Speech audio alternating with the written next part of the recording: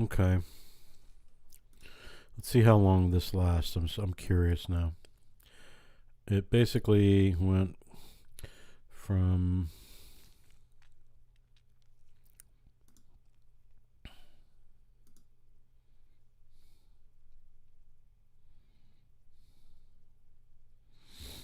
hmm.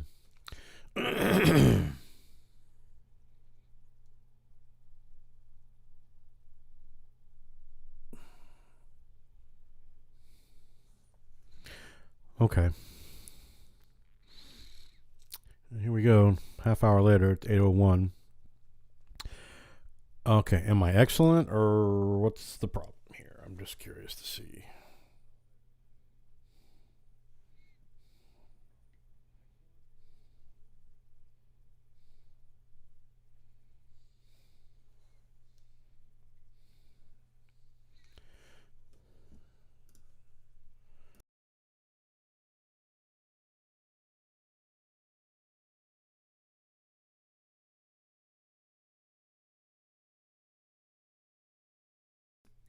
Okay, am I live?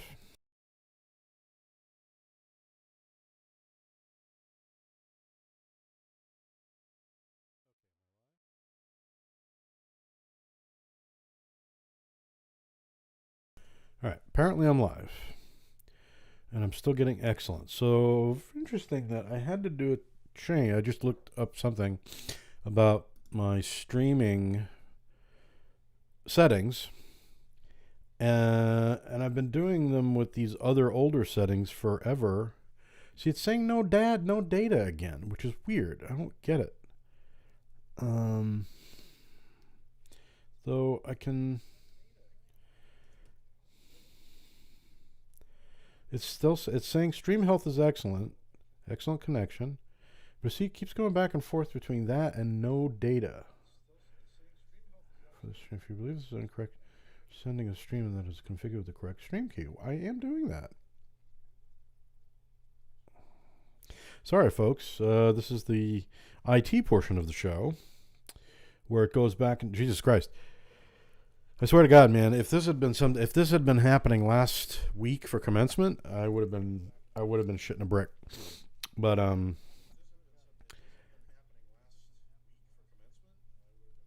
don't know. I'm sending everything I'm supposed to be sending. The settings are exactly what they used to be, though I did make a change. So right now it's saying excellent, and then it goes back and forth, and suddenly it says no data, and then so I don't know. I don't know. I don't know. Fuck. So at this point, whatever the fuck it says, I don't fucking know anymore. Um,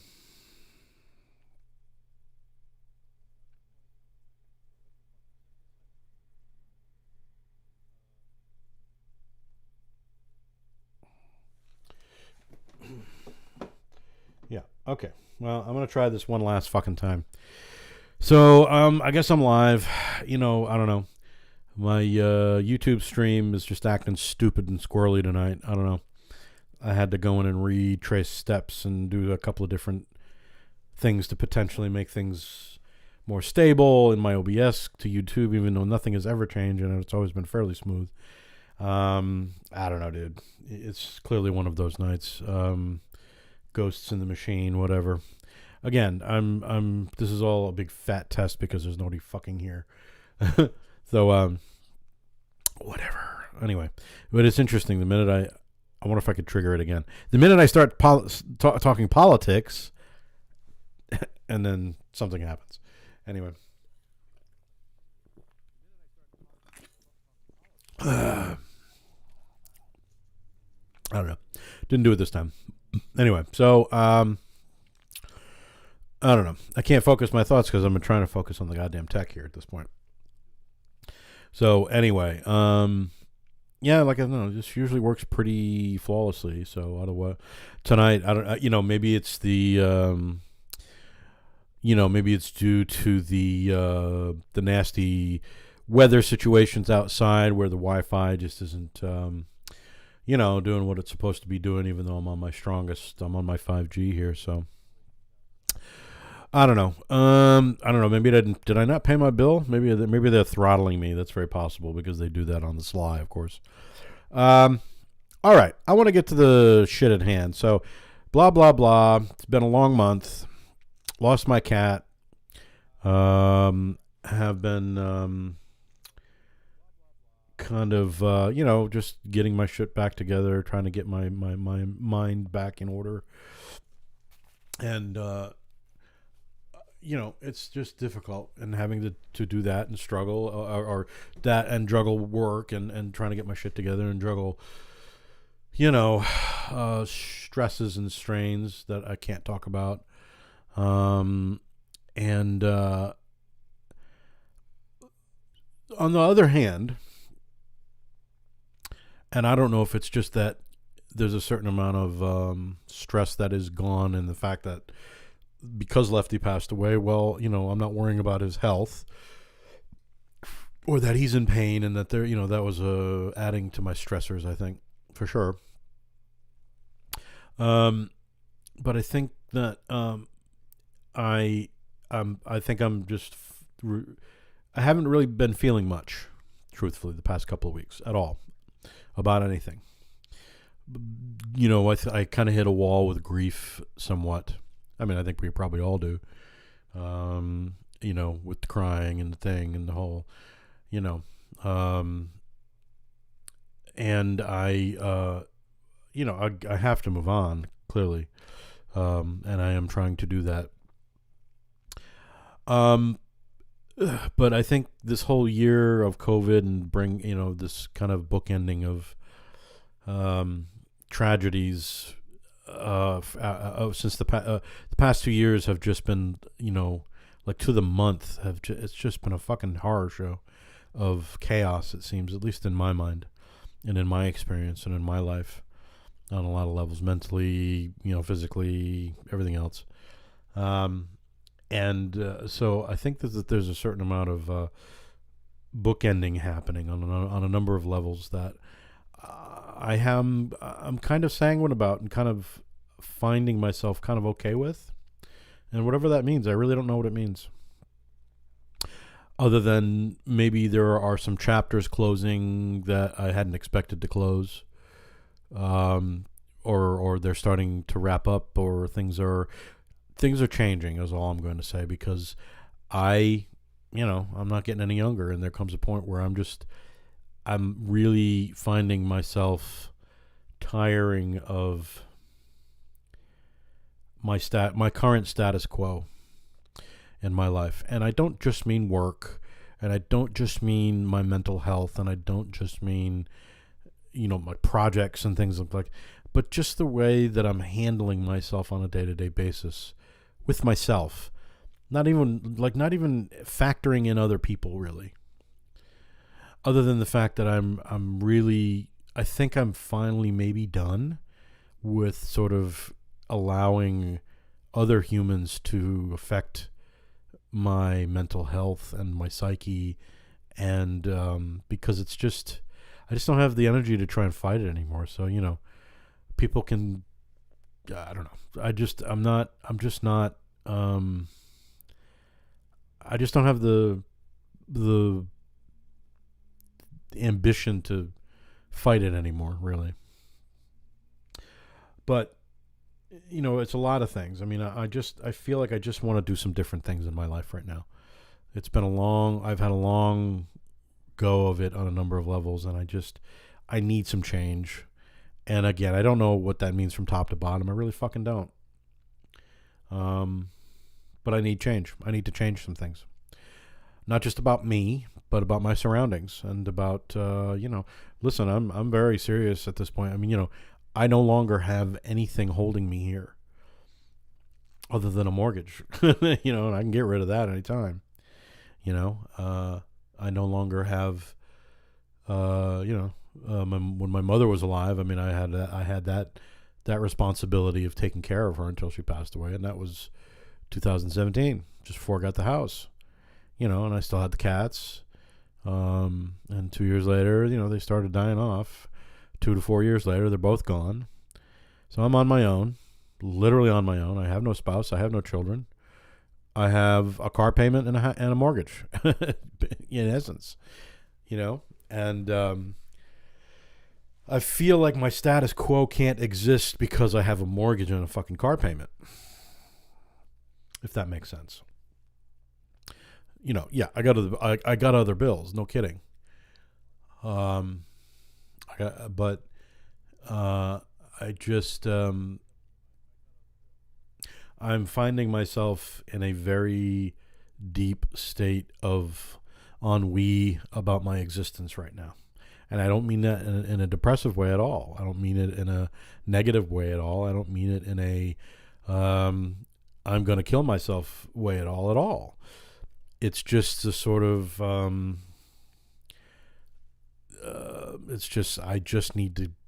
I need some change. I have been doing the same thing for about 20 years now since I got sober, since I was first recovering from my AS220 days, and having that nervous breakdown, and then finding new work and all this kind of stuff. And we're talking 20 years, dude. It's a long fucking time. And I've never really sat still for 20 years, really. I mean, I sat kind of still with, for 14 when I was at AS220 ages ago. And, I'm just, I don't know. I'm very serious at this point, especially with COVID. If COVID gets under control and there's a potential possibility of me being able to move out of this country, I may just take it. I'll sell everything the fuck off. I have nothing holding me here. As I said, all my shit can go. So I don't know, whatever that means. I don't know what it means. I don't know what any of this means. I just know that for myself, I need to make some changes, and I don't know how deeply that goes or what that means. So on that score,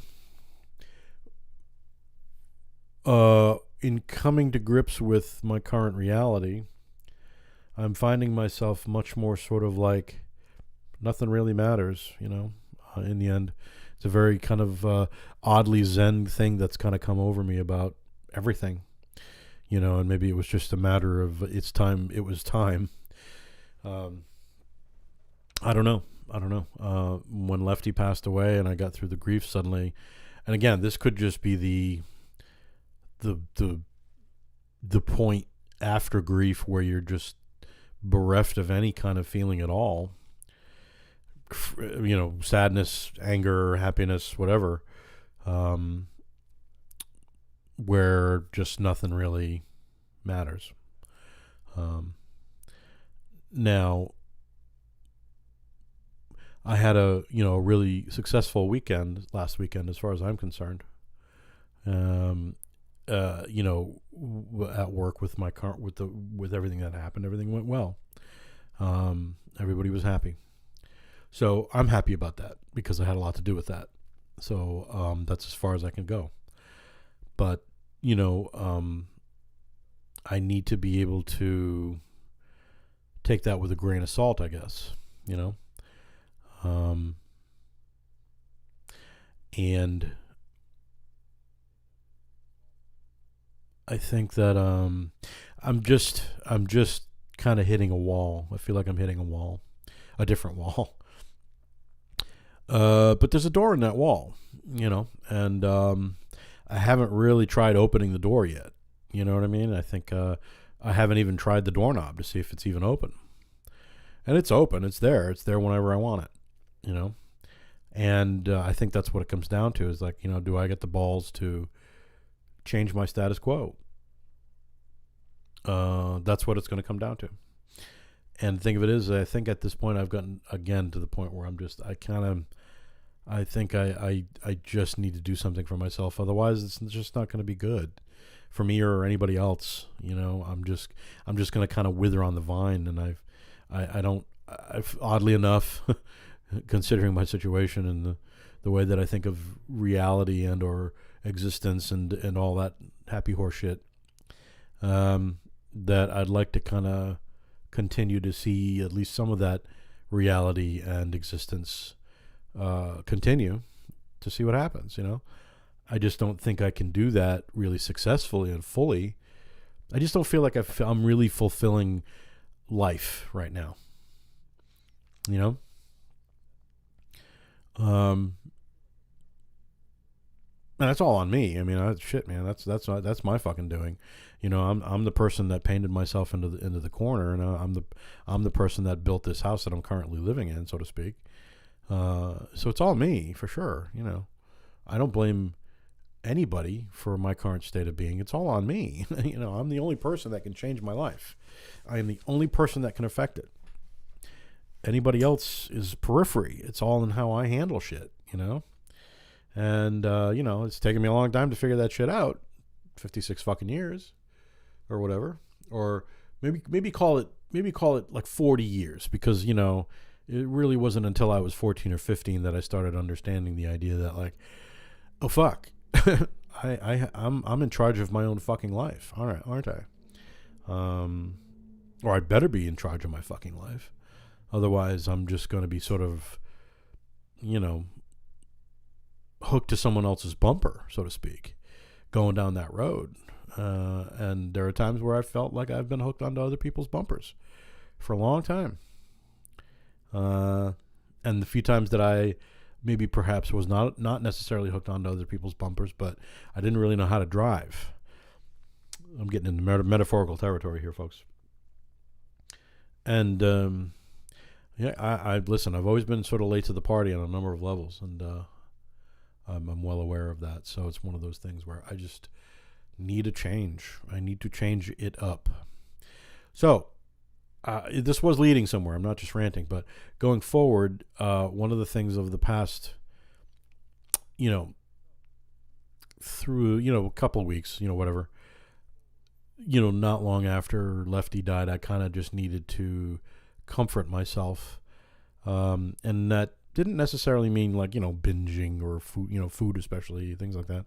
But I did need to binge things that I've already watched. I've got like a pile of shit I haven't watched yet, and I tend to just go to the things that I know are going to keep me company and keep me comforted.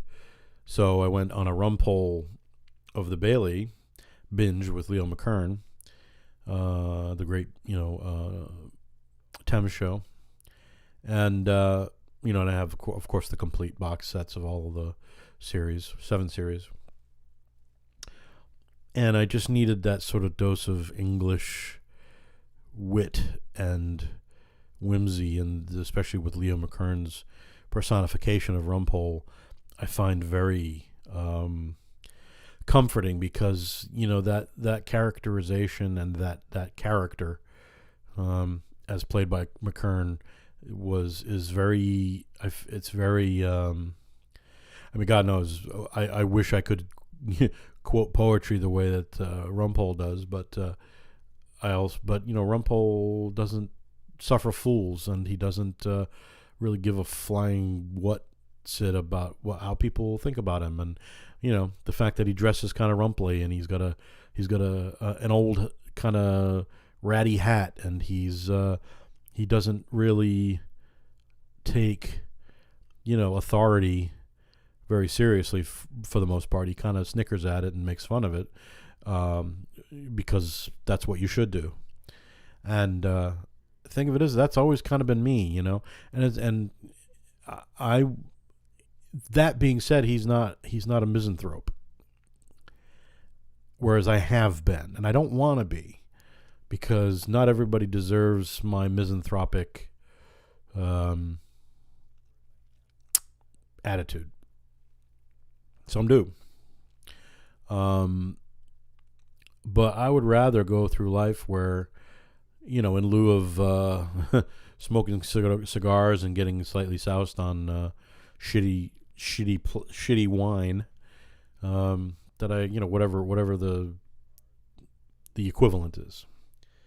I want to be able to live the rest of whatever this existence is without feeling regret, or without feeling overly stressed, or without feeling like I've got to prove something to anybody. Do you know what I mean? I'm kind of just feeling too old for it. And that's the change I need to make. So in also going and listening, or going through that whole series that I just finished, and going straight into listening to Spike Milligan's war memoirs as read by him, all 7 volumes. And that's another very English thing. It's very, there's something about the English wit and the English culture that I find very soothing and comforting. And I really do think that I am in the wrong place at the wrong time. I really don't feel I'm I've never felt comfortable in my existence. And I don't know what that means. But even since I was a kid, I've never felt comfortable.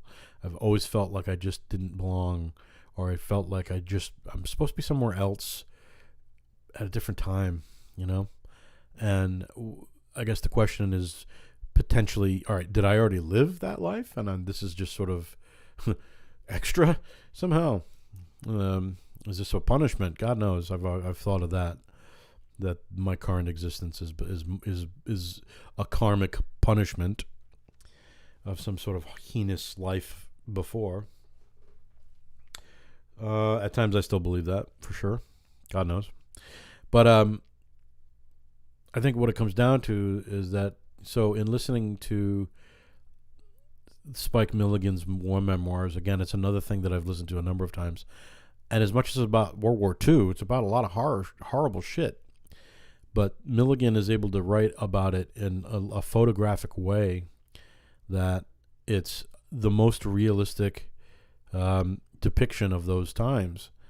But they're fucking hilarious. I mean, I listen to them in the car, and I am driving, and again, these are passages I've heard many, many times, and there are just certain times, and it's funny, different passages will hit me differently depending on when I've heard them. Maybe the first time didn't hit me the same way, but then suddenly I'm hearing a different passage, and he'll just say something off the cuff, a little joke or something, and just hits me just the right way, and I'm fucking dying.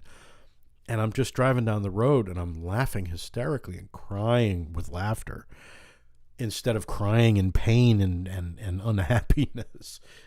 And sadness. And for the love of God, do I need that right now?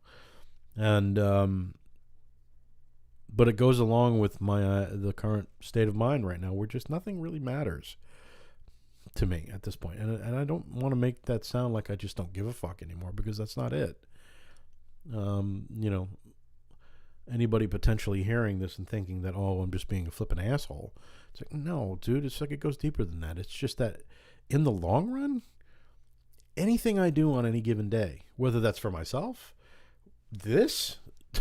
I'm talking to nobody but myself. But it doesn't matter. Or, doing my projects that no one listens to, or trying to do some different things potentially for my, as I'm getting older, and trying to figure out different things I need to do or want to do with my life, for good or bad, or for success or no success. I don't know. Dude, I'm 56 years old, and I haven't had a hell of a lot of success, at least what you would call success. Not monetary success, for sure. I've been productive. I've been,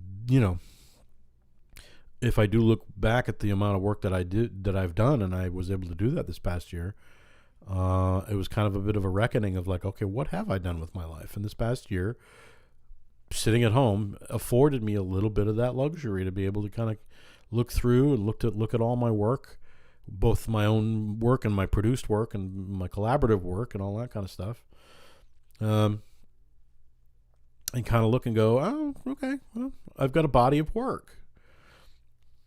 Again, not many people have seen it, but it is a body of work that, like, if I cack at some point somebody decides, hey, look, this guy's got a body of work, and let's listen to it and hope maybe, I don't know, I've always said that, like, I'm gonna be like fucking 80 years old, tottering around in a fucking wheelchair, and somebody's gonna come knocking on the door and say, hey, did you realize that album you recorded 40 fucking years ago suddenly is like garnering some sort of interest for whatever the fuck reason? It's like, I don't know, whatever, do what you want to do, I don't care. So um, that's where I'm at. And so one of the things that kind of spurred a little bit of the title of this, which was, he said yawning again, was to, on the note of listening to Spike Milligan's war memoirs, but also to celebrate the Goon Show, which had its 70 years ago, basically yesterday, I think, had its, it was 70 years ago, 1951, where the first iteration of the Goon Show appeared on the BBC. And that was Spike Milligan, Peter Sellers, Harry Seacombe, and Michael Bentine. They were called the Crazy Gang at that point. And the Goon Show, they were eventually called the Goons. And the early radio shows were more kind of short form sketches and things and music, a little more variety based kind of thing, and then eventually turned into the Goon Show, which was, kind of a half-hour radio program that basically sprang from the twisted, farcical, surrealistic, comedic mind of Spike Milligan. As personified by himself, and then also Peter Sellers and Harry Seacombe, and initially for a first couple of years, Michael Bentine, until Bentine left and did his own thing, and then it was just the three of them. Spike Milligan is a singular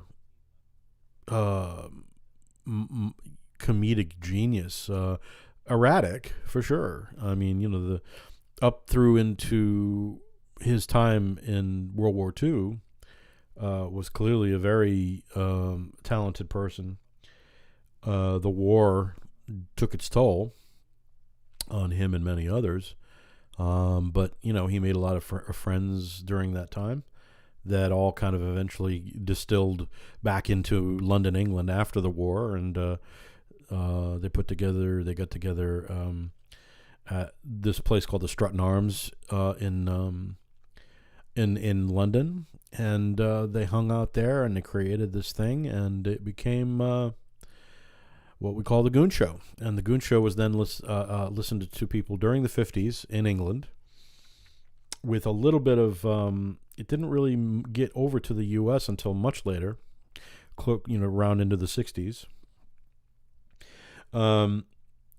But in the 50s, the Goon Show was listened to by people who would become even more instrumental in the culture of comedy in England, but then just comedy in general. So you have the people like everybody that was in Monty Python, and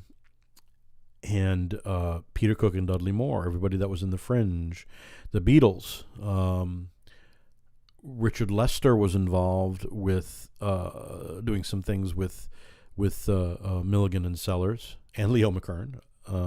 All of these circles kind of ran into each other because London, England was a small place pretty much. But in the 50s, that's what was going on. And so when the Beatles were forming, when Lennon and McCartney first met in, 57?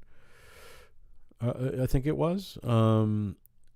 They had already been listening to the Goons, and that was one of the things that brought them together as friends, not only just musically, but just their humor. It informed a humorous streak in England, in a large parcel of, I think before the Beatles, you have to look back, and you can't really look back musically. And this is the weird thing, and I don't think some people have looked at it this way, but some people haven't. The first great group was the Goons. Now, they were comedic, but they were iconic, and they went on to influence the Beatles in much the same way. Now, the Beatles were musical, of course. However, they were also iconic and comedic, and I think that made all the difference, was the goonish humor in the background. that's what sold that music and their personalities, goonish behavior. And A Hard Day's Night, again, you have Richard Lester, who directed a thing called the Running, Jumping, Standing Still movie, which was like a little 10-minute short, 15-minute short maybe, that starred Spike Milligan, Peter Sellers, Leo McKern, in these weird little surrealistic kinds of,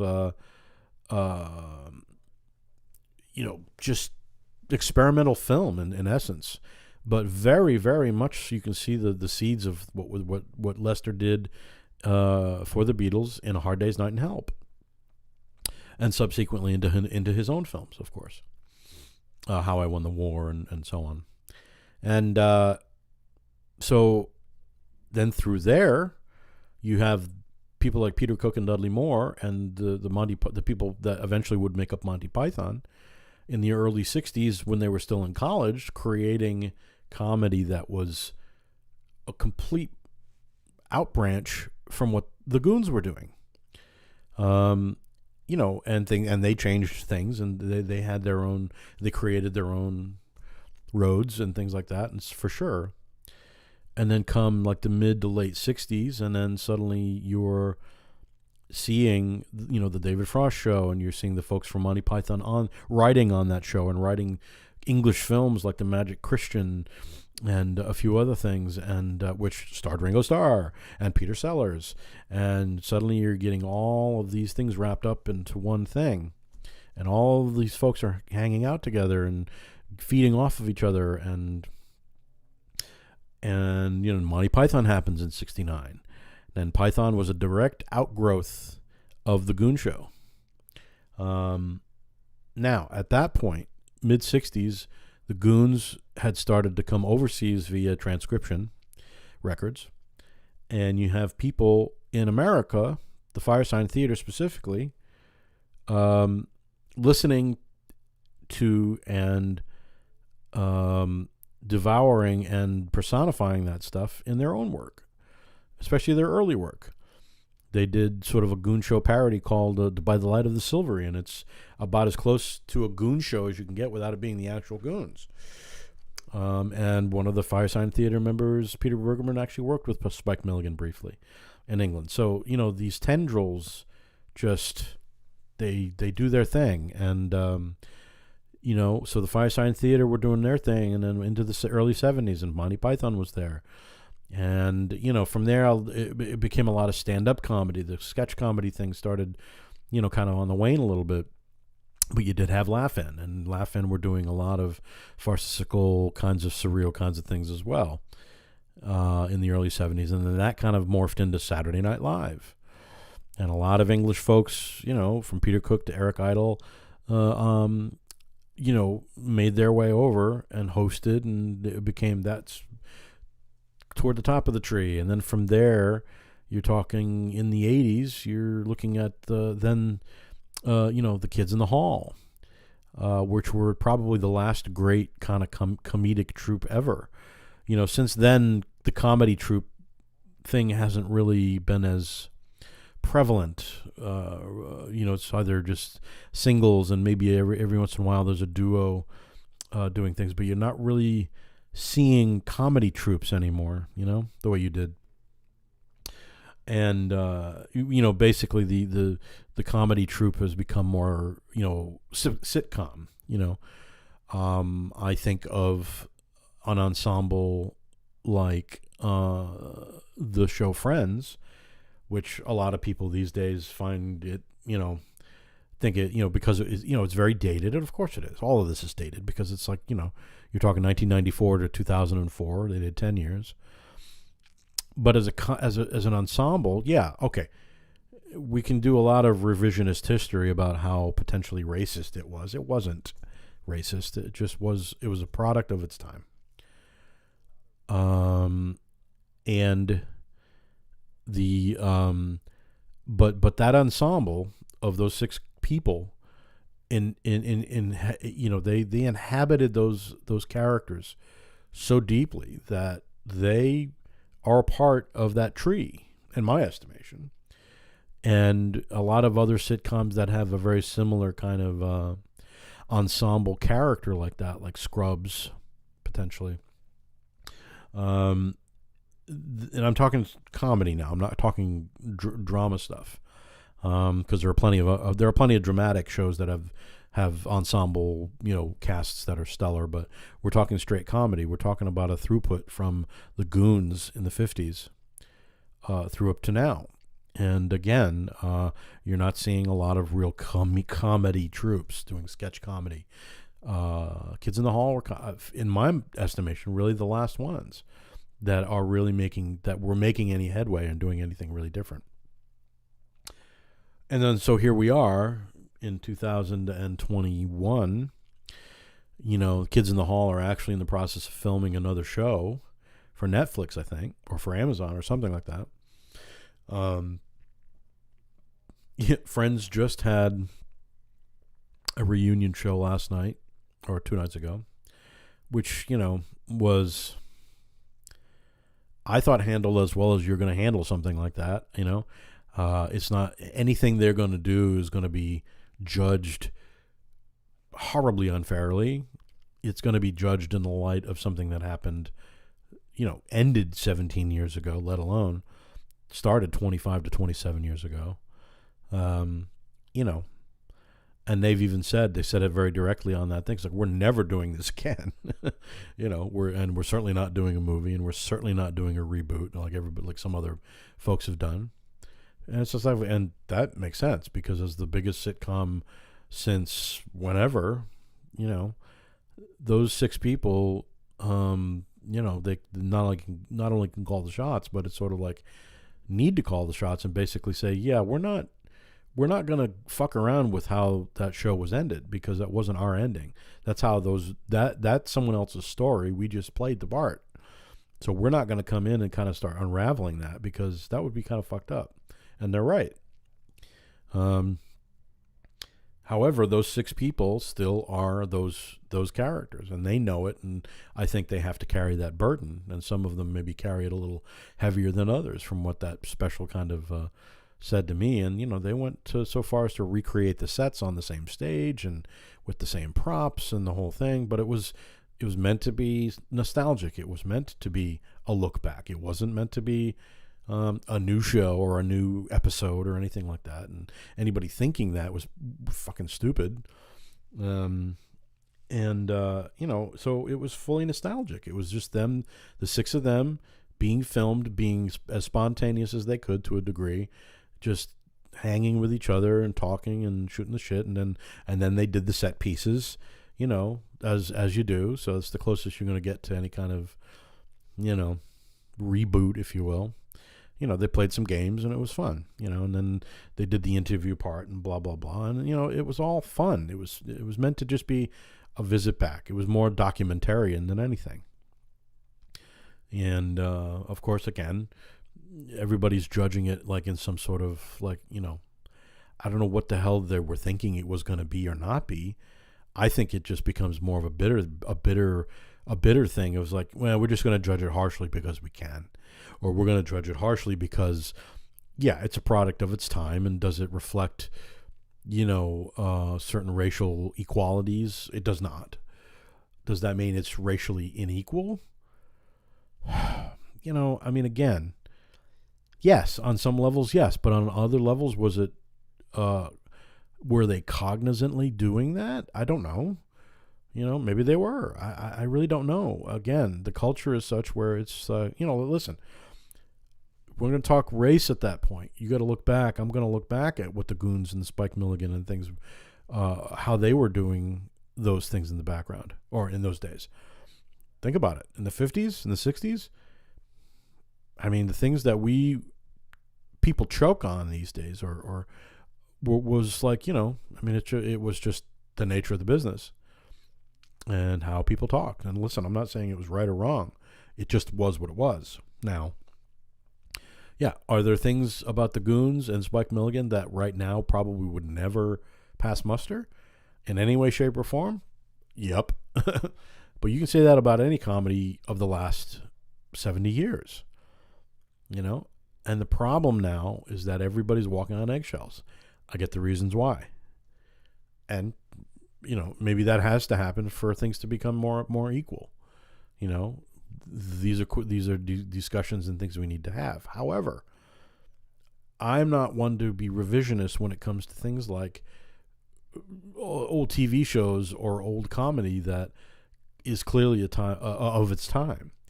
Much in the same way of same way of as it comes, with movies and things. I think it somewhat disingenuous, and I also think it potentially dangerous to censor movies or things that may be deemed racist, because it makes us uncomfortable now. It's like, okay, say Disney's Song of the South, Zippity Doo Dah.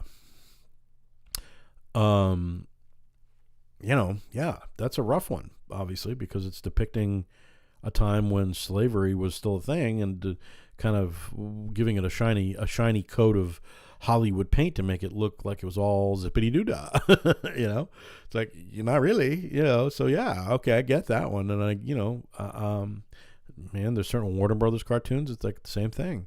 Man, they don't fuck around when they're dealing with race. They just fucking deal with it, or however they were dealing with it in those days. But that being said, again, do you censor that stuff? I think there's got to be a place for it. Same thing. I mean, Civil War statues and things. I'm all for. See, that to me, that's different. Civil War statues that's someone being honored for being a racist prick. That's different. Things like a movie or cartoons or comedy of its time that's doing just something that's of its time, it's a very different thing, and I think most people don't think of it that way. So, all that in mind, I am going to play some Goon shows and potentially some Spike Milligan stuff. And I make no bones that like some of this stuff may be risque by today's standards regarding race or regarding talking about race. So, if all the millions of people that listen to this 400 years from now and find some of this stuff offensive, well, that's on you. You can find it offensive if you want, but there are people, you can find offense at anything. And the thing of it is that most of the people that you feel are being offended probably aren't that offended. You know what I mean? So, lighten up a little bit. There's a time and a place for that kind of activation. But there's a time and a place where it's I think it's inappropriate.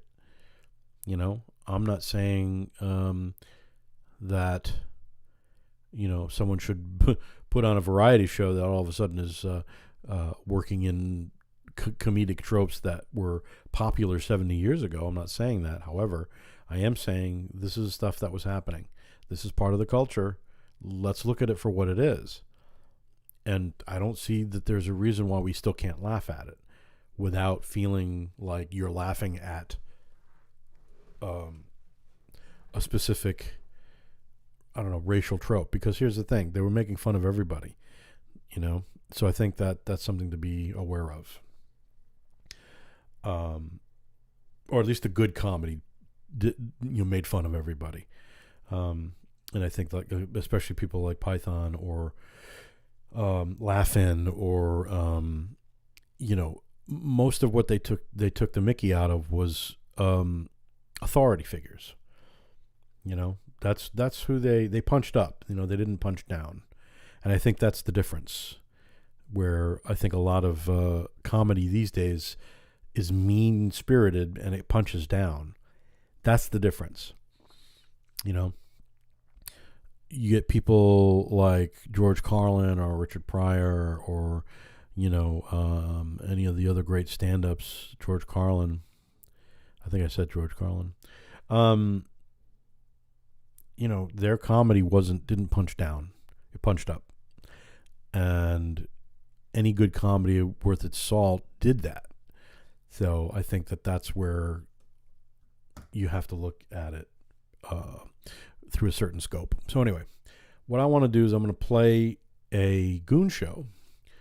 Now, the Goon Show only lasted from the 1951 through into literally January. My birthday, actually, January 28th, 1960, was their last BBC broadcast from their original iteration before they stopped.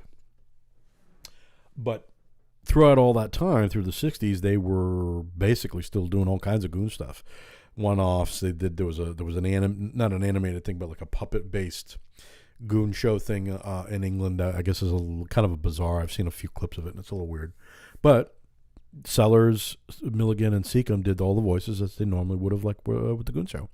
But then they also did a few one-offs, and the thing I'm going to show is from 1968. Now, you got to remember, this is pre-Python. And what it was, and it's basically a redo of a show of one of the original shows they did in the 50s. It's called Tales of Men's Shirts. Now, they had an announcer with them throughout the 50s that had passed on since before this happened, whose name was Greenslade. And in lieu of that, they got a person that even in 1968, before Monty Python, was very famous for being part of the comedy writing of the David Frost Show, as well as a number of other. He was basically very, very omnipresent in English comedy, both behind the scenes and on camera.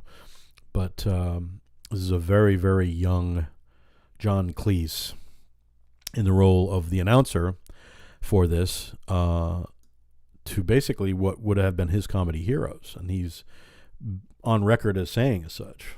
So I'm going to play this YouTube clip of the Goon Show, Tales of Men's Shirts, and it's about 23 minutes long.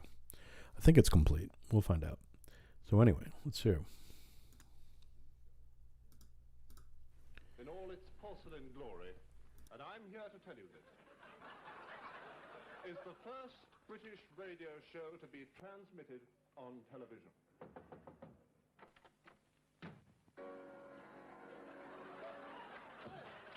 Thank you. See for the first time Peter Sellers saying words you could only previously hear on radio. What a talk about a word so straight out there. Not only that, Bannister singing and see England's tallest dwarf, Harry Seacombe, is, as he says, what, personally. What, personally. This, and all this, in this, with them. Yes, the Goon Show is the decimal Goon Show.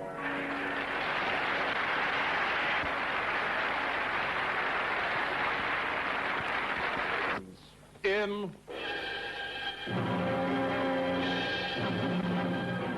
Tales of Men's Shirts, a story of Down Under. And I mean that most sincerely.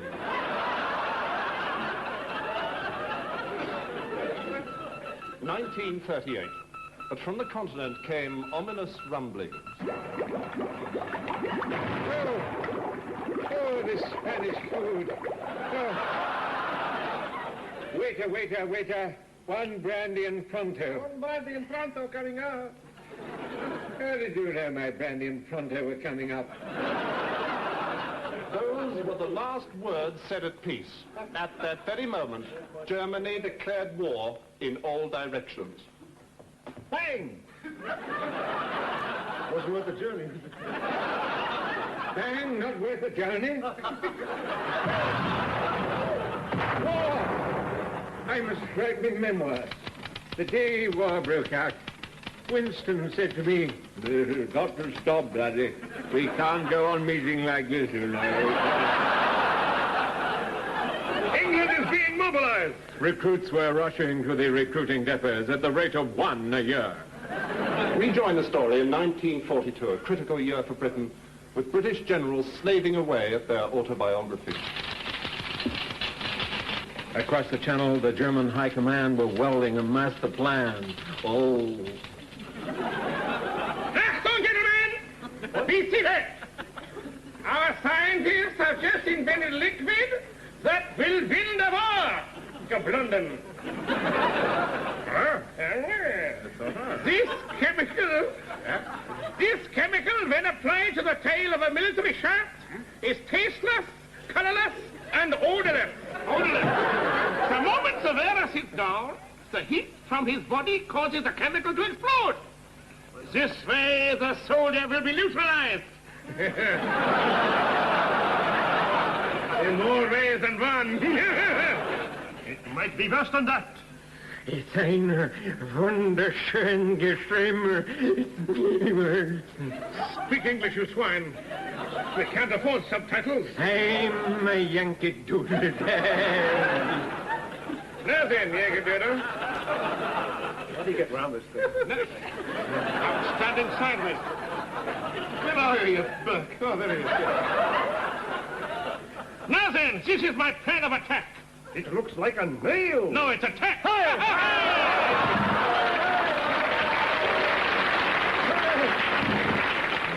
Who said we Germans haven't a sense for humor? Just about everybody.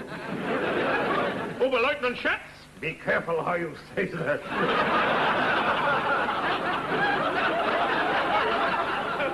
You will take 10 men, each one carrying a spray gun full of the exploding shirt-tail fluid. You will be dropped near Leicester, and you will gain entrance to the great British military shirt-tail factory. The rest is up to you. We shall call the plan Operation Burnbow.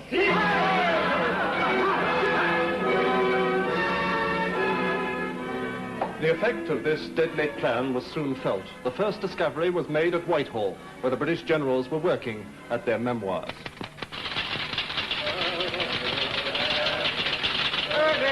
Halt. Now then, gentlemen, be seated.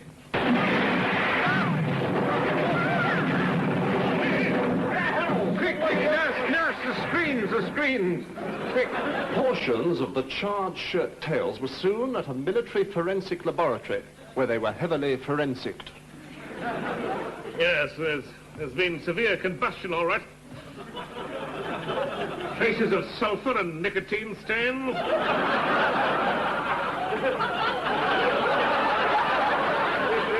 Hard to say what type. What do you think, sir? Sir, what do you think? What, mate? Oh, I don't know, mate. I'm only the bleeding cleaner around here. I'm sorry, I thought you were one of us. No, I'm one of them, mate. You don't look like one of them. Oh, no, I don't. I mean, why are you dressed like an admiral? Well, you see, I don't like people to think that I'm just a cleaner. I mean, I went to a good school, mate, didn't I? I went to Eton, didn't I? How long were you there? About 5'10".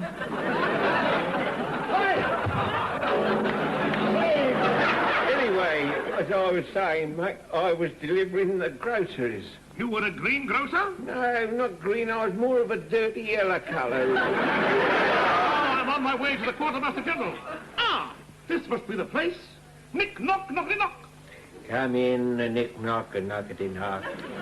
It's me, Captain Goon, from the body of the same name. Oh, yes, Neddy. Did you hear they're sending up a rocket to photograph the other side of you?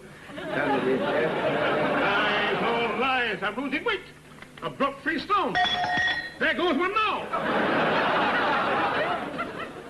Hello, sailor.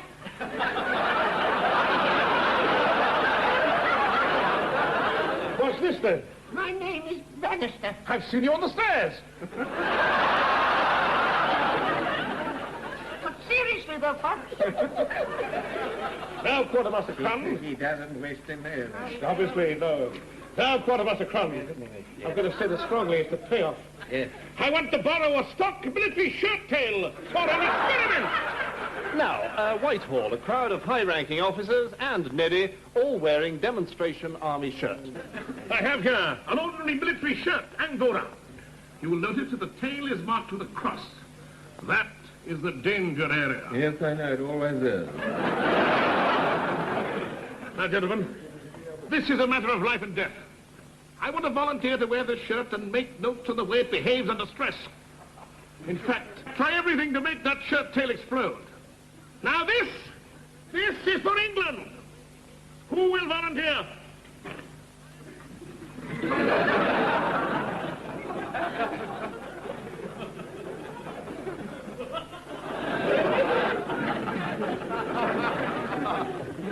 One brave volunteer?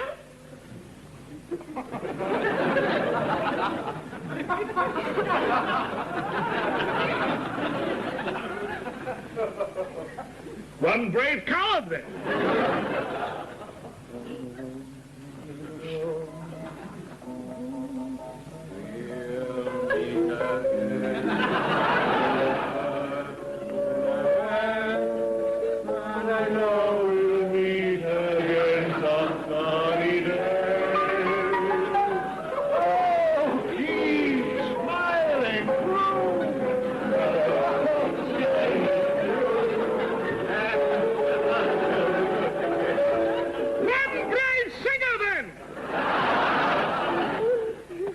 Sausage. I appreciate your love of singing and cowardice, gentlemen. If you won't volunteer, we must draw lots. Heckle? Yeah. Write your name on a piece of paper and put it in this hat. Right. There. Now, draw it out. There. Now, read the name on the paper. Mrs. Phyllis Quartz.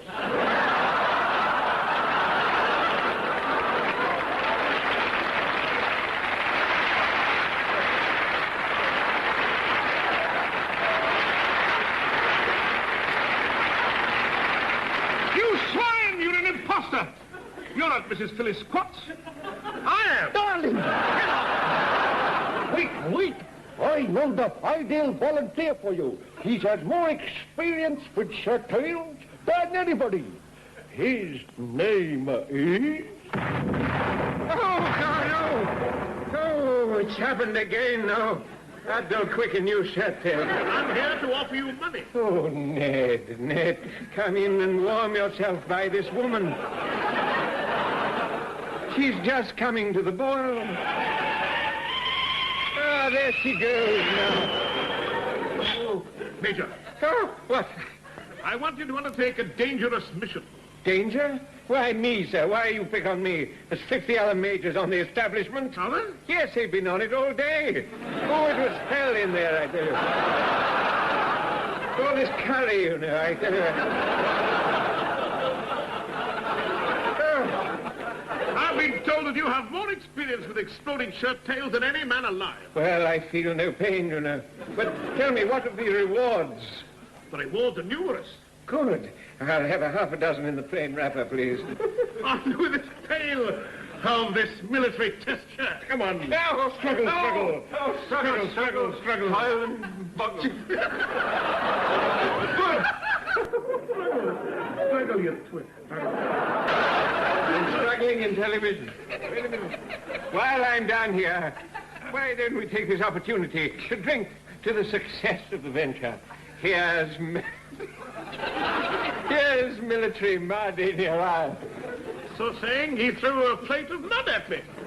His next move was to get into Germany and then try to find out their secret formula. I like for the other way. I for the other way.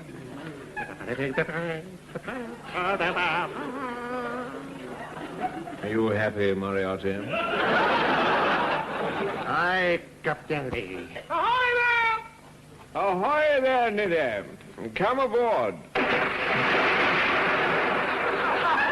Ups-a-daisy.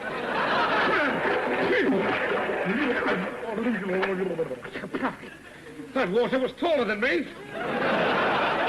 Yes, but it's older, you see. That's why. Welcome to the good ship Lollipop. You're welcome to it too, mate. My name is Lieutenant Goon. Fascinating. Better name for a twit I've yet to hear. Ned, this gentleman in the red football jersey and one white sock is an old French sailor. Hi, mate. I've got the sea in my blood. And you can see where it gets in. A heavy sea mist descended, demanding constant vigilance by seamen in the chart room. 15 men on the dead man's chest. And the butler 15 men on the dead man's chest. Everything all right, Seaman Bluebottle? Everything is pistol fashion and ship shanky, Captain. I say, do you know that I got an electric twit for Christmas? And I got the Junior Plastic Stranglers kit as well. Aye, Aye, to you, sir. 15 men on dead man's chest. Butler run. What's that rough sailor song you sing, Seaman? I'm singing this now. Oh, the brown parts of the land, do-da, and the blue bits of the sea, do-da, going to run a night, going to run a day, so we're person I'm along, do-da. Oh, lad, they don't write maps like that anymore. I say, this fog is getting thick. And I say, yes, it is. Oh! What's that? It sounds like Major Bloodnut. It can't be. He's never had it that bad. Is Eccles in the crow's nest? Yeah. Eccles? Hello! Can you see ahead? Yeah, a shiny big bald one. Is it one of ours? No, it's one of mine. Hands up, little native whales. What's the meaning of this? This means you're a prisoner of the German Navy. So that's what this means. I've often wondered. Moriarty, clap his wrists in plastic iron. Come on, you two, little spotty heavy herbert. Take your hands off me. You think you can take Bluebottle alive? No! This is Moriarty with hypnotic plastic gaze. Hey, wait a minute. Thinks. Oh. That was a good thing. I like that. Now, Moriarty, refresh from my think. Watch out, my good man, because I am trained in judo by the great Bert. Using the body as a counter pivot to displace the opponent, I use the great Bert's method of throwing the opponent to his death. Be warned, Moriarty. One false move and you die by Bert's method.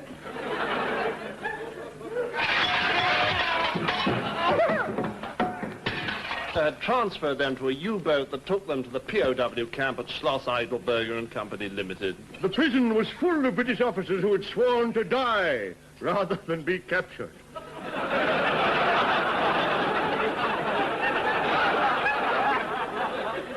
It was winter when we arrived, and the snow lay heavy on the slopes of Bridget Bardot.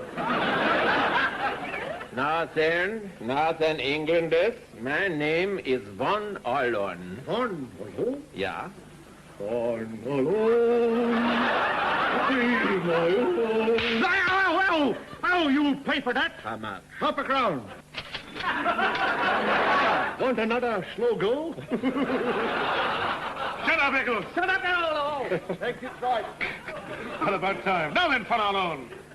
What do you intend to do with us? Well, you naughty British man, you're going to be incarcerated.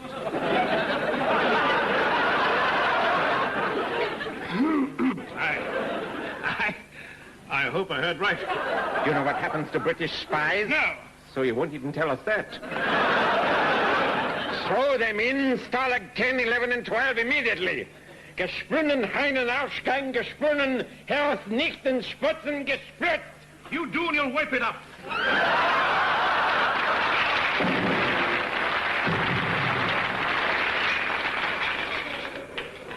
I don't like this game.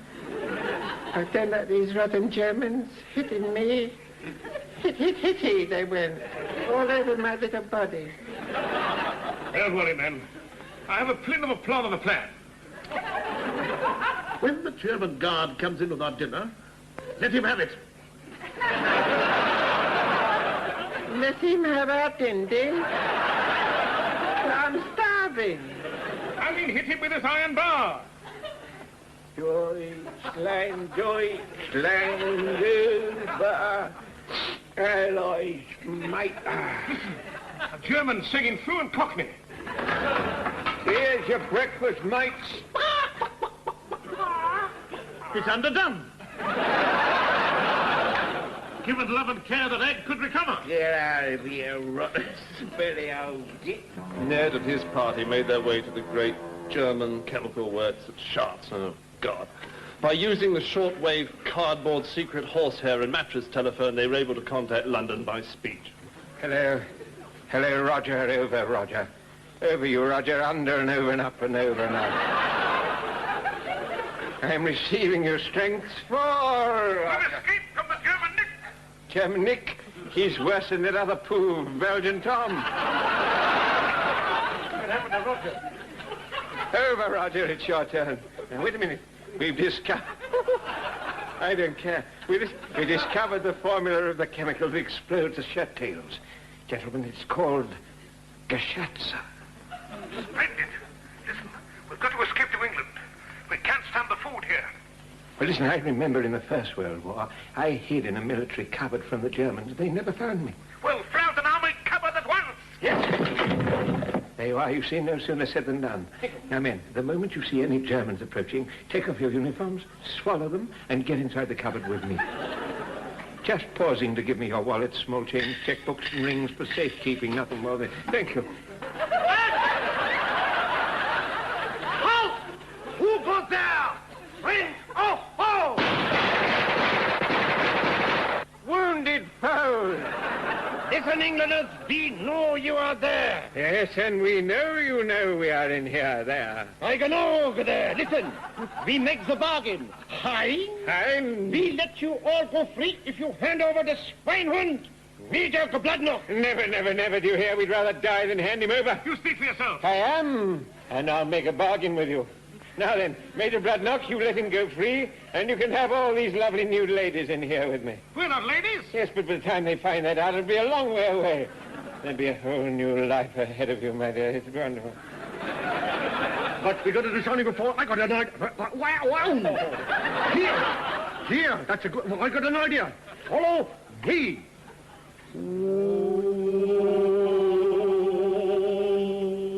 On that note, we end the show.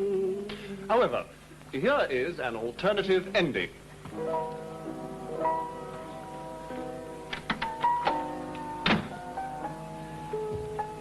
Cynthia? Cynthia, darling? It's me, Tom. Oh, hello, Tom. I didn't know you'd come back until...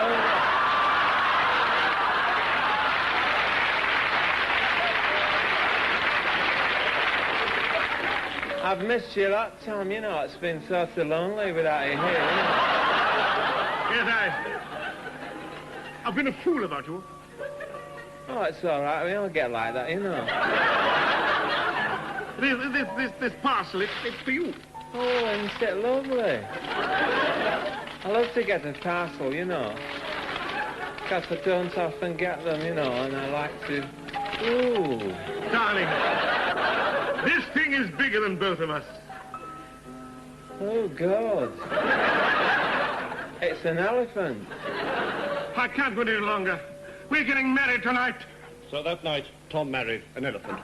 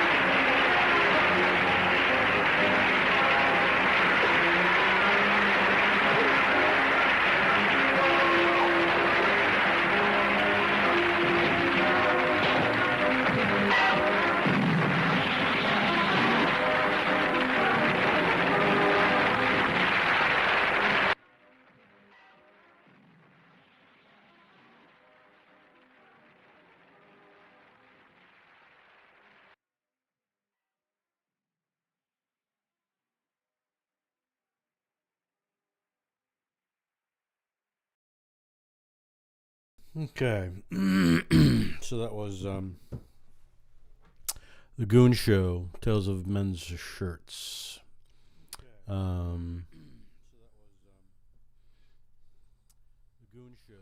Let's see, what else can we play? Well, we can play something along the same line. Another video version. Ladies and gentlemen, back from the... Yes. Called The Whistling Spy Enigma, which again, this was something that was... hang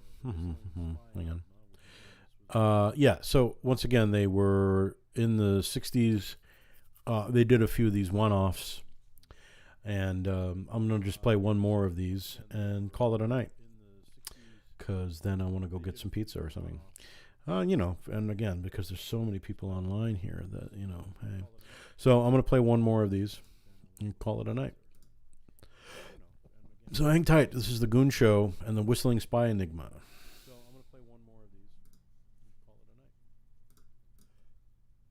Ladies and gentlemen, back from the dead, we present half an hour of continuous radio fighting. In both corners, the Goon!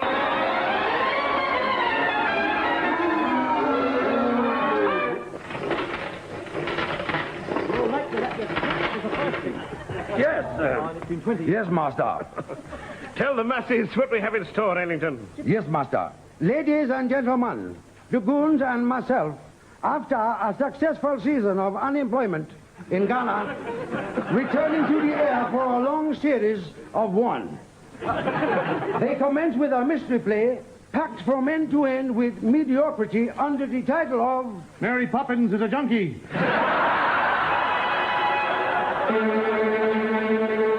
The crimes you are about to hear have been specially committed for this program. Here to tell you the story with words is Captain Harry Seagoon. I remember when it all started. At the time, I was asleep in my electrified elephant hammock. I'll say it again. At the time, I was asleep. Shut up, Milligan. I'll thump you in a minute. I'll step on your foot, boy. At the time! Taught me flies.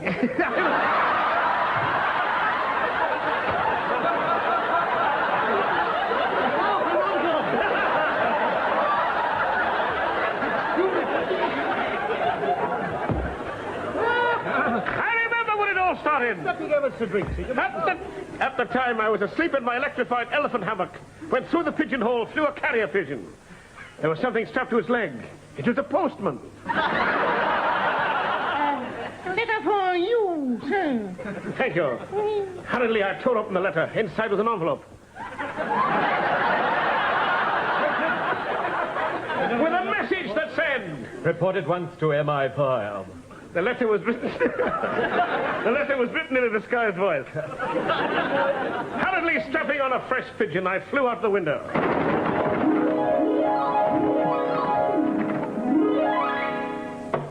Come in. Captain Harry Seagoon reporting for duty as instructed, sir. I'm ready to die for the flag, bleed for my country, suffer great sufferings, and all for England! You twit. Pull up a job.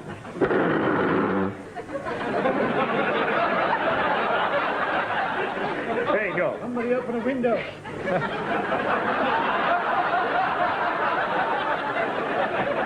So this was a fabulous... This was the fabulous Lance Brigadier Hercules Goodpipe Thin. I drew up a chair and placed it on the table next to him. Gad, how cunningly he was disguised. Stark naked, save for a sou'wester, string lorgnette, and a pair of identical plimsolls. Now, Captain Seagoon. Yes. Please don't do that. Captain, you have been specially selected for a specially dangerous mission. Does this mean I've been specially selected for a specially dangerous mission? So you've guessed. You're no fool. Well, I don't know, then.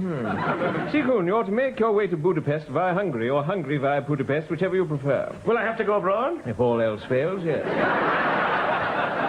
It's a dangerous work. I suppose I'll have to take risks. Yes, and a small pot of tea. What does it mean? It means you've been chosen to go abroad with a packet of risks and a small pot of tea. Tea? For what reason? Reason? Does there have to be a reason? Ying tong in lapo. I see what you mean, yes. Well, if that's the way you feel about it, I'll tell you. Pull up a chair.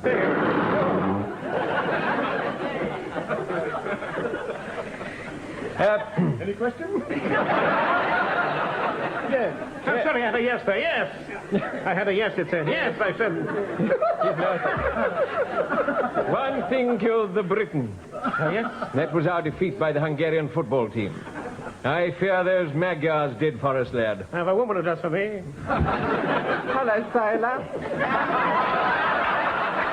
Before they play again, we must make absolutely sure they don't win.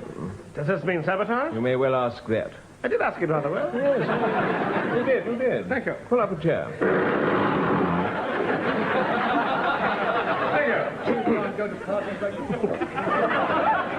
This is Operation Explodable Boot. You will make your way to Budapest. Once there, you will contact our British agent X. X, how do you spell it? X. How do I contact him? By whistling a highly skilled, mysterious secret tune. The moment he hears it, he will hand you a sealed envelope, heavily sealed. But the secret tune? It goes like this.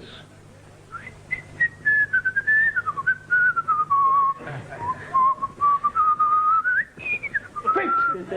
That's the Hungarian Rhapsody. I've got news for you, man. What's secret about that? Fool, didn't you notice I was whistling in English? I know. But there are thousands of Hungarians who can whistle in English fluently. How dare they? In any case, I can't whistle. Curse from the film of the same name. Oh, dear. We shall have to think about this. Pull up a chair. Thank you. Ladies and gentlemen, while Captain Seagoon and the Brigadier are thinking, we, the BBC, would like to entertain you with a smile and a song from that well-known tenor, Webster Smokepool. I should like to commence my program with a song that is rapidly climbing to the top of the Horse Guards Parade. That lovely melody that I have recorded for my latest film, which is now showing north of the river, and it's called If I Had to Do It All Over Again, I'd Do It All Over You.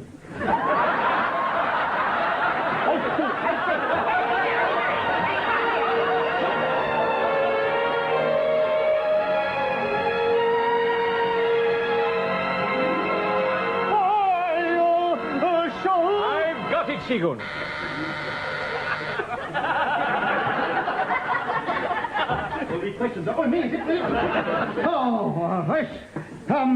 Hey! Anything when you can't think of the words?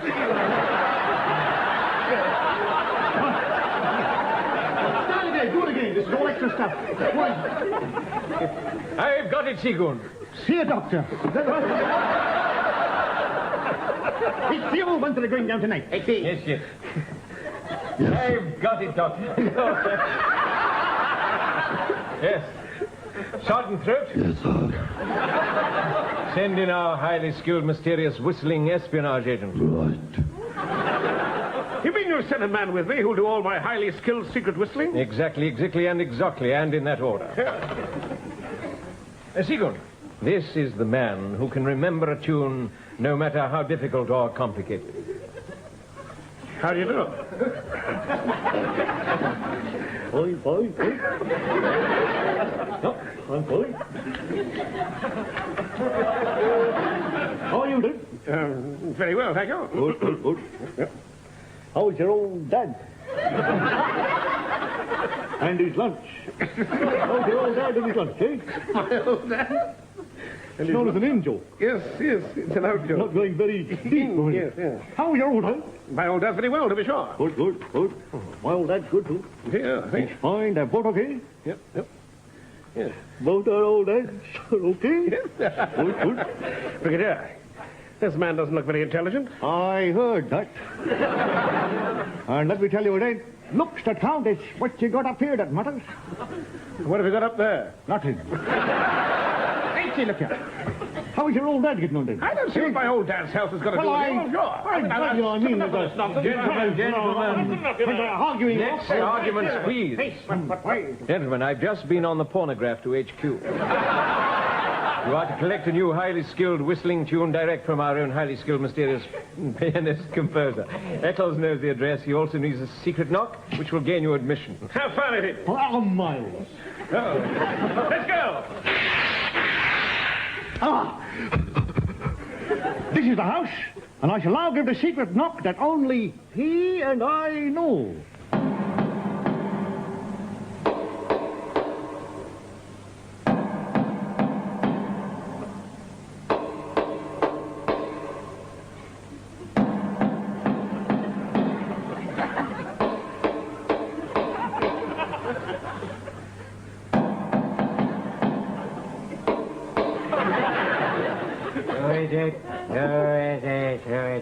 Open this door at once or we break it down. Where did you get a name like that? Eccles. Oh, Eccles, it's me, Mr. Krantz. Oh!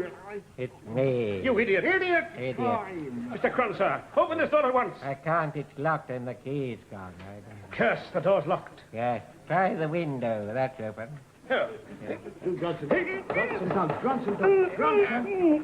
The window's locked as well. It's open, I It's think. locked, I tell you. Come out and see for yourself. All right. Let me try it.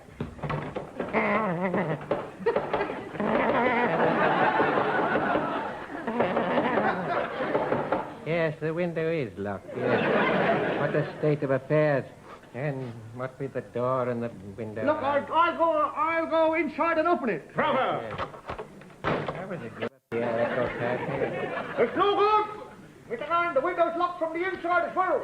Here's a fine how do you do. Where? Are you sure you can't find the key to the door? Come inside and look for yourself. Right. Lead on. Ah, then, it used to hang on the door next to my wife. Well, it's certainly not there now. It looks as if we're locked out. Doctor, who's there? No, it's not Doctor Who, it's me. I got the window open. If you come out, you can fall into it. No, we can't come out, sir. The key's locked and we've lost the key and my wife. And the door. And the door. In my place. Can I come in and help you look for it? Of course, come in.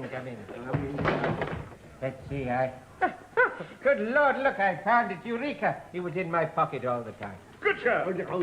Just unlock the door and let me.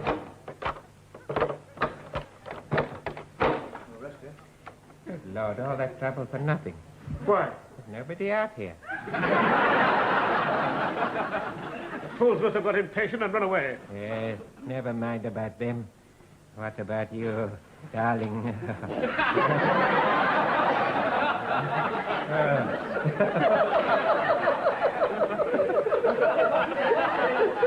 You've come for the new highly skilled mystery whistling tune, haven't you? Exactly. You must teach it to Eccles. Good, old Eccles, good. Have you ever heard this tune before? No.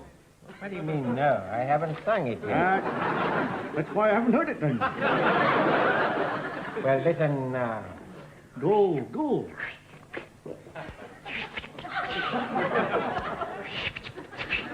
You got that, Eccles? How'd that go again? Where did they go? What? My teeth.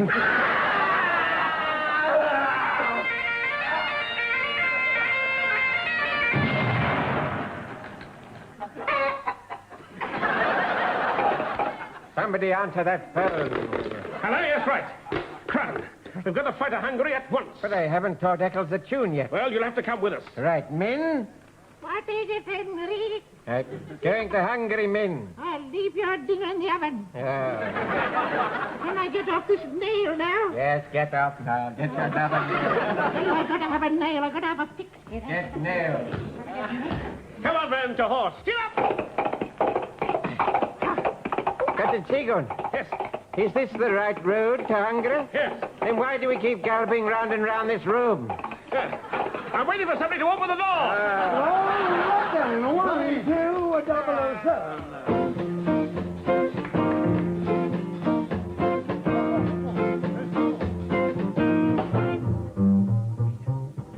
Every time it rains pennies from heaven. Don't you know each cloud contains pennies from heaven? You'll find your fortunes falling all over the town. Be sure that your umbrella is upside down. Trade them for a package of sunshine and flowers. If you want the things you love, you must have showers. So when you hear it thunder, don't run under a tree. There'll be pennies from heaven for you and me. Every time it rains, it's the pennies from heaven. Don't you know each cloud contains pennies from heaven? You'll find your fortune falling all over the town. Be sure that your umbrella is upside down. Spank the baby over there.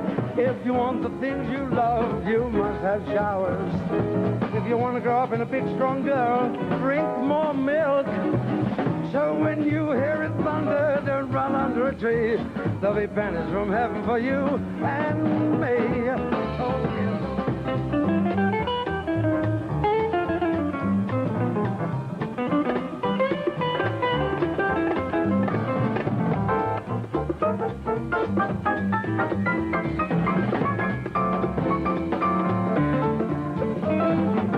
Trade them for a package of sunshine and flowers. If you want the things you love, you must have showers. So when you hear it thunder, don't run under a tree. There'll be pennies from heaven and francs from France. Dollars from New York, take a chance. Pennies for you and me, not for you. We'll get soup in our buckets.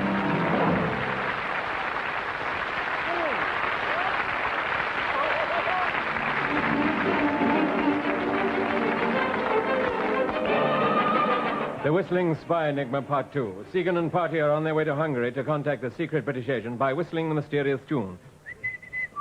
Then they are to sabotage the Hungarian football team. Segun's first contact was with the British ambassador.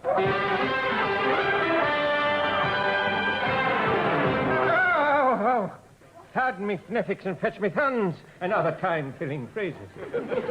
Major Dennis Budlock? The same. Who are you, sir?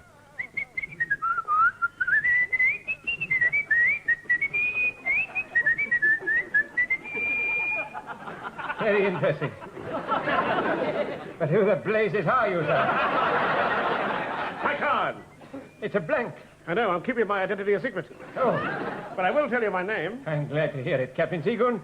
Pull up a chair. Oh, that's better. Thank you. Major. Yes? I've been shadowed here by the Hungarian highly skilled, mysterious, secret anti-whistling police. Horrors. Yes. I'd like to stay the week here if possible. What do you say? 12 and 6 a day, food extra. You're charging me, an Englishman, to stay at the British Embassy? Well, it's a holiday season, dear. They charge twice as much at Blackpool, you know. Oh. I'm not on holiday. I'm here on a dangerous mission, I tell you. You mean you might get killed? Yes. Oh, well, that's different. Under the circumstances, I must ask for the rent in advance. I've never been so insulted in all my life. Come now, sir, with that face you must have been. You don't get around enough, that's your trouble. Oh. By St. George, you drive me hard, till I tell you. What?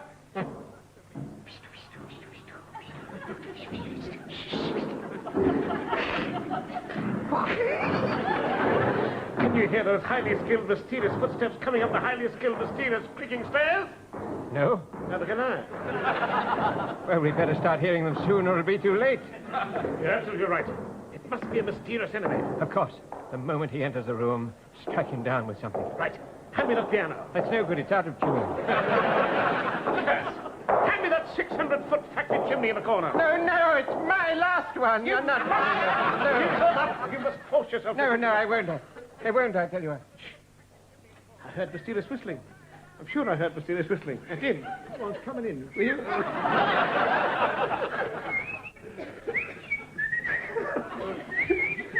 The highly skilled whistling tune. Finish it, you twit.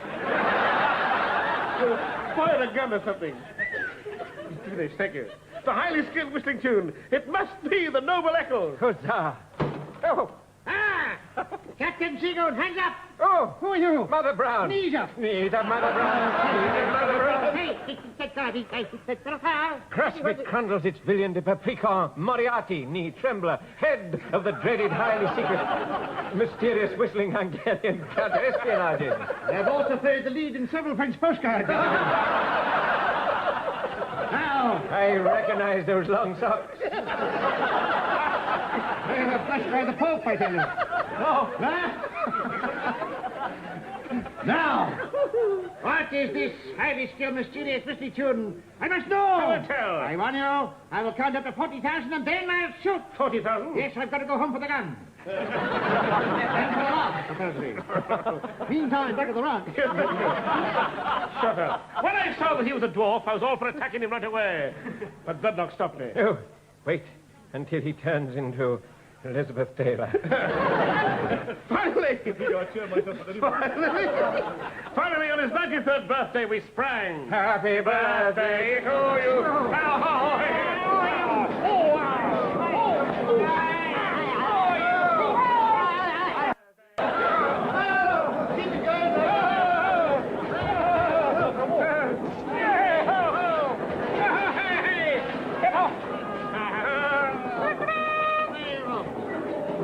You're next.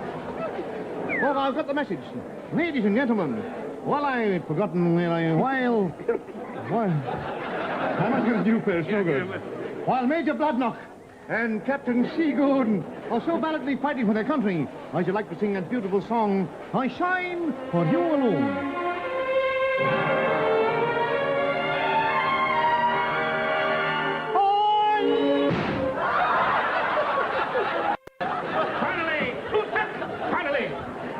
We battled with Moriarty. In the darkness, we grappled for 3 hours. Stop this fighting. Hello! That's not my night tonight, is it? Okay, so I take pills. So Hello! Hello, then. That's a good ride, guys. Hello. Here, Moriarty, I just tell you I've been home for the last 2 hours. That gag's gone for a butt. Yes, yes. But then who's this we've been battering? Want to try the operation? What? What? Start again. Let's sing it. Let's sing it. Oh, we go from hello. Hello. Money, I just thought I'd tell you I've been home for the last 2 hours. Click. What? Then who's this we've been battering? I was wondering when you're going to ask that. Eccles! I didn't know we were in the wrong key. Eccles, my poor Eccles! I've got a few bob put away. How did you recognize me? Who else was the reconditioned head? I've been looking everywhere for you. For the last 10 days, I've been up to Main Street whistling the secret tune. Any contacts? 2 old ladies took me home. Here, there's more to life than comics. Time's running out. I wonder who the highly skilled, secret, mysterious British agent is. It's not only me. Try whistling it once more. Okay.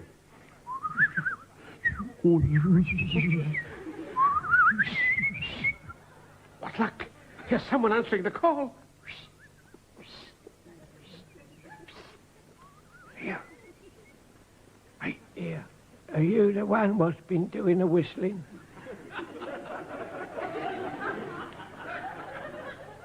Yeah. Well, turn it up, mate. We're trying to get some bleating kip up there.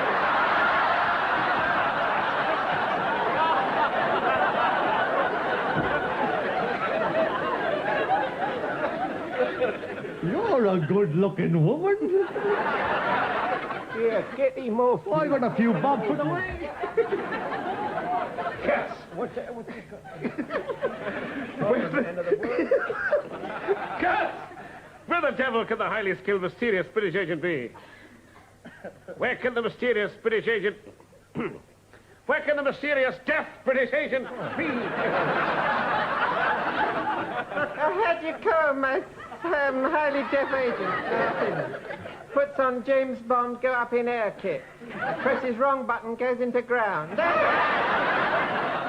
Tell me, who are you? You dirty-nosed goon. I thought you knew that. Not you, you. I'm Secret Agent Bluebottle, and my trousers are licensed to thrill.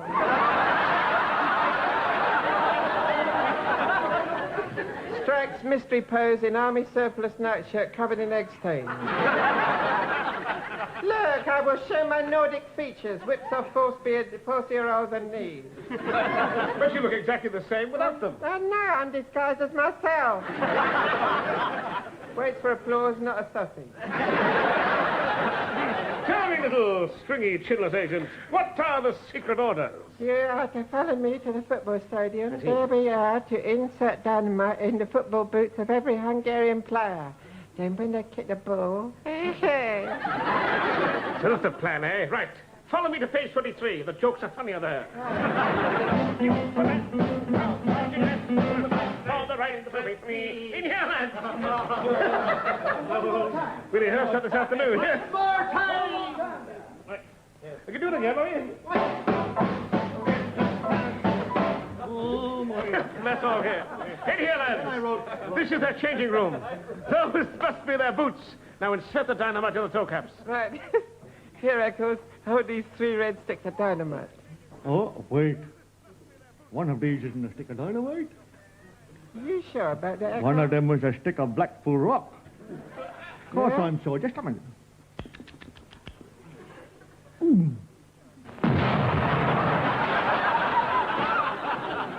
Of course I could be wrong, you know. Give it a go.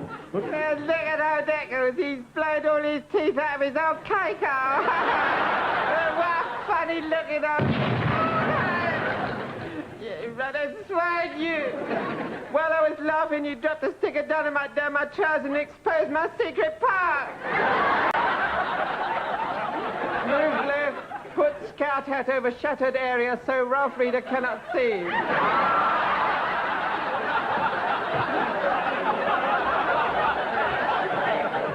Continues with play.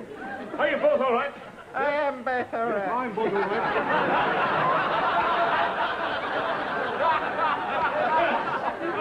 Never mind. You're going to go to green. Yes. I'm riding along.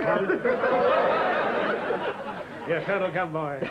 Never mind. I've fixed the boots. Now back to the embassy. Dreadnought.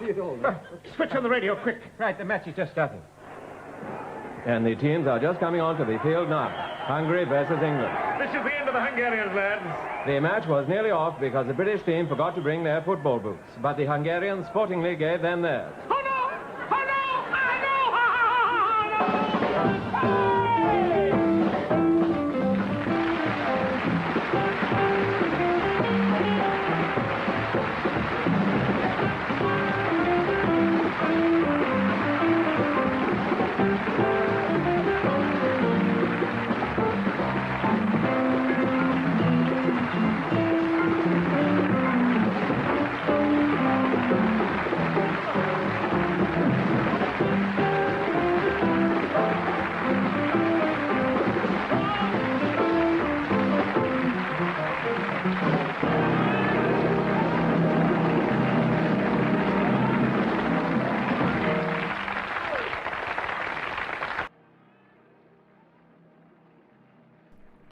Okay.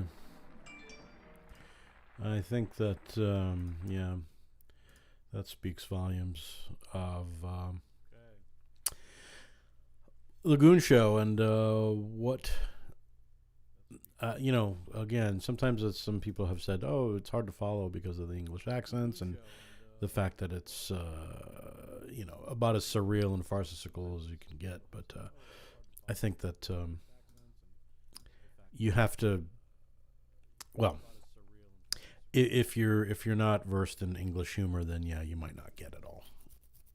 But you know, that said, the improvisational, the improvisations that go on between the three of them are very funny. They're clearly having a lot of fun, and I think that's the bigger part of it too. Is that that sort of shines through.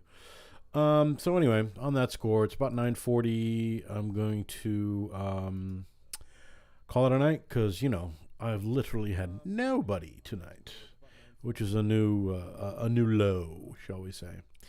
So good night to the millions of people who will watch this 400 years from now. Have a good one.